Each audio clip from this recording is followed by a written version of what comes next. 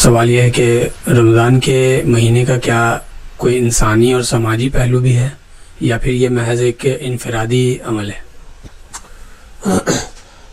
دیکھیے یہ بہت ہی امپورٹنٹ سوال ہے سوسائٹی کے اعتبار سے۔ بلا شبہ رمضان اور رمضان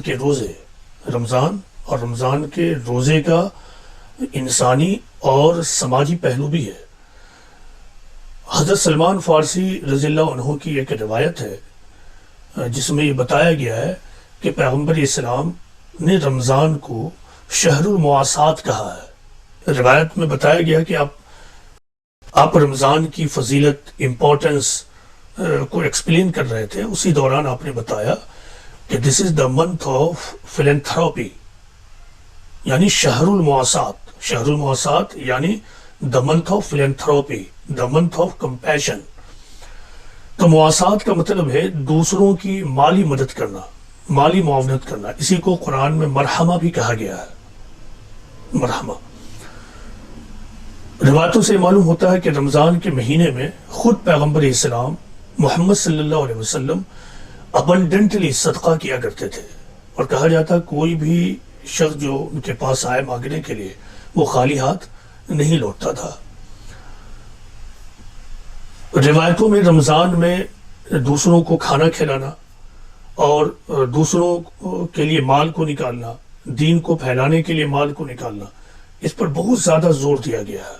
ایک تو یہ چیز ہے، دوسری چیز ہے کہ خود روزہ کا ہیومنیٹیرین اینڈ سوشل ایسپیکٹ ہے۔ وہ کیا ہے کہ آپ دیکھتے ہیں، آپ کو معلوم ہے کہ رمضان کے مہینے میں rich people and poor people دونوں ہی ایک لیول پہ آ جاتا ہے۔ رمضان کی جو فاسٹنگ ہے، جس طرح ایک پور آدمی پہ لازمی ہے اسی طرح وہ رچ آدمی پہ بھی لازمی ہے۔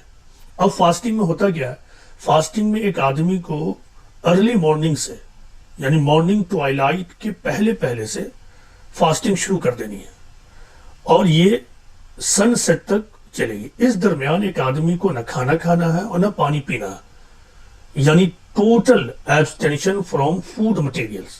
عام حالات میں ایک آدمی کو بھوک اور پیاس کا، بالخصوص جو رچ آدمی ہے، خوشحال آدمی ہے، اس کو بھوک اور پیاس کا ایکسپیرینس نہیں ہوتا ہے۔ اس کے لیے ہمیشہ یہ پروویژن موجود ہوتا ہے کہ وہ پیٹ بھر کر کھانا کھائے، جب چاہے وہ پانی پی لے، شربت کو استعمال کر لے، کولڈ ڈرنک کو پی لے، وہ ہمیشہ اس کے لیے اویلیبل۔ لیکن رمضان کے دنوں میں، روزے کے پیریڈ میں، اس کے لیے کیا ہے، یہ تمام چیزیں ناجائز اور انلیگل ہو جاتی ہیں، امپرمیسیبل ہو جاتی ہیں۔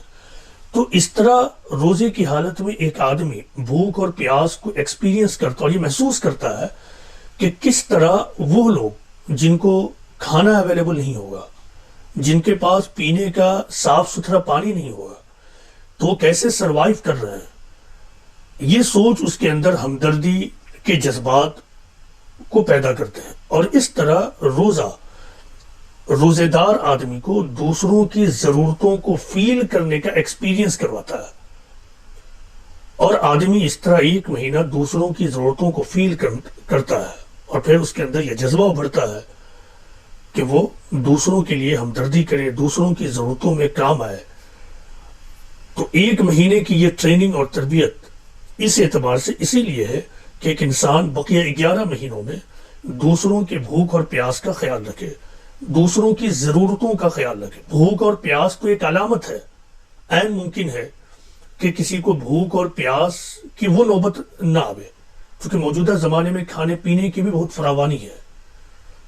یعنی جب فوڈ ایکسپلوژن ہوا تو میکسیمم لوگوں کی ریچ کسی نہ کسی طرح اس تک ہو جاتی ہے۔ تو بھوک اور پیاس ایک علامت ہے ضرورت کی کہ بقیہ 11 مہینے میں انسان دوسروں کی ضرورتوں کو محسوس کرے، اس کو کیا ضرورت ہے، اور پھر وہ اس کی ضرورت میں کام آوے۔ تو اس طرح روزہ محض ایک انڈیویجول پریکٹس نہیں ہے، یہ کوئی انڈیویجول ایبسٹینشن نہیں ہے، بلکہ یہ براہ راست اور ڈائریکٹلی ایک سوشل پریکٹس ہے۔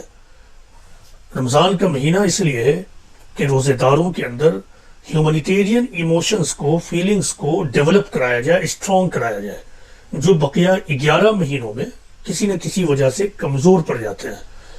پھر 11 مہینہ گزرتا ہے اور رمضان آتا ہے، اور روزے دار کے اندر یہ ہیومینیٹیرین فیلنگز کو ڈیولپ کرایا جاتا ہے. تو یہ روزے کا ہیومینیٹیرین اور سوشل یعنی انسانی اور سماجی پہلو ہے.